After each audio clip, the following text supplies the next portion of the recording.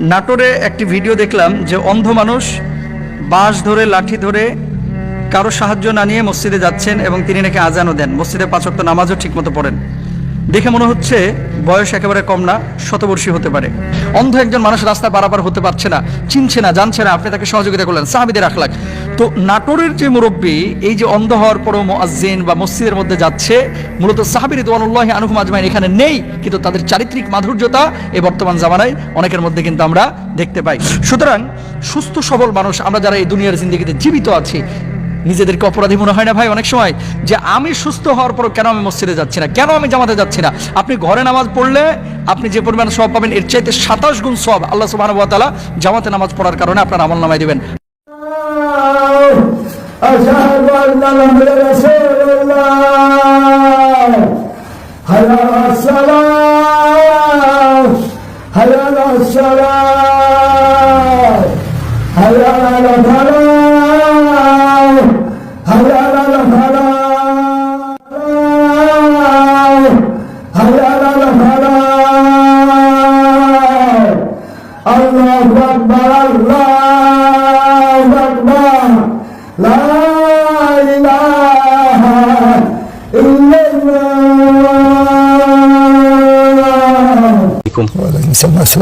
ওয়ালাইকুম আসসালাম। চাচা কেমন আছেন আপনি? আলহামদুলিল্লাহ, আল্লাহ ভালো রাখছে। আপনি কেমন আছেন? জি আলহামদুলিল্লাহ ভালো আছি। আপনার নাম কি? মোহাম্মদ আব্দুর রহমান মোল্লা। আব্দুর রহমান মোল্লা। আপনার বয়স কত হয়েছে? বয়স 115। 115 বছর। জি। আচ্ছা, আপনি 115 বছর আপনার এই যে চোখের যে দৃষ্টিশক্তি হারিয়ে ফেলেছেন, এটা কতদিন যাবত হারিয়েছেন বা কিভাবে হারিয়েছেন? 18-19 বছর হলো। এই যে 115 বছর বয়স আপনার, আপনি যে প্রতিদিন 5 ওয়াক্ত নামাজ আদায় করতে রশি ধরে ধরে যান। আচ্ছা, এইভাবে আপনার প্রতি 5 ওয়াক্ত আপনার যেতে কি কোনো কষ্ট হয়? না, কষ্ট হয় না। কষ্ট হয় বটে, কি কষ্ট মনে হয় না। আমি শান্তি পাই না, আমি শান্তি পাই। আরো শান্তি পান আপনি? জি আলহামদুলিল্লাহ। আচ্ছা, ফজরে যখন যান তখন তো আপনার সাথে কেউ থাকে না, রাস্তা পার হতে আপনার মনে হয় একটু সমস্যা? রাস্তা পার হতে দাঁড়া থাকি, যখন গাড়ি যায় সাউন্ড শুনতে পাই তখন দাঁড়া থাকি। গাড়ি যাওয়ার পর একসাথে 2-3 4 চলে যায়। তারপরে জিজ্ঞাসা করি প্রতিগুলোকে, এবার গাড়ি আসে, বলে না এখন গাড়ি নাই, আমি পার হই। আচ্ছা, এই মসজিদটি আপনি তো নিজেই নির্মাণ করেছেন? জি, আমি আপনার নিজস্ব অর্থায়নে। এটা আপনি কি উদ্দেশ্যে করেছিলেন? বলছিলাম যে এই আমার গ্রামে, আমার বাড়ি হলাম মধ্যপাড়া, উত্তরপাড়া একটা মসজিদ, খুববা পাড়ার মসজিদ আছে। তো বলছে কেউ এই পাড়া থেকে নাচ পড়তে যায় না, নাচ পড়তে যায় না।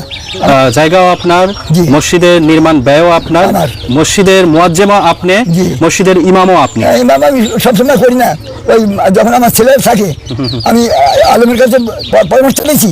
বড় আলম বলেছে যে আপনার যদি কারো ছেলেরা কি প্রত্যেক লোক যদি জানাশোনা থাকে তার দিন আমার ইমামতি করাবেন, আর যদি না থাকে তাহলে আপনি নিজের নামাজ পড়বেন, আর অসুবিধা হবে না। আচ্ছা, আপনি তো হজ করেছেন? জি। কত সালে? 11 সালে, 2011 সালে। আর আপনার এই যে 115 বছরের জীবদ্দশায় এখন শেষ জীবনে প্রায় চলে এসেছেন, আপনার শেষ জীবনে আপনার ইচ্ছাটা কি, যে কি করে আপনার আত্মতৃপ্তি হবে? আমার আর ইচ্ছা করে বড় হওয়ার, বড় লোক হওয়ার কোনো দান চাই না। আমি চাই ইমান লিগাতে আমি মৃত্যুবরণ করতে পারি, আমার ছেলের জন্য হেদায়েত হয়, নামাজি হয়, আমি আর মৃত্যুবরণ দোয়া করতে পারে, আমাদের দোয়া করতে পারে, এই আমি চাই। আলহামদুলিল্লাহ।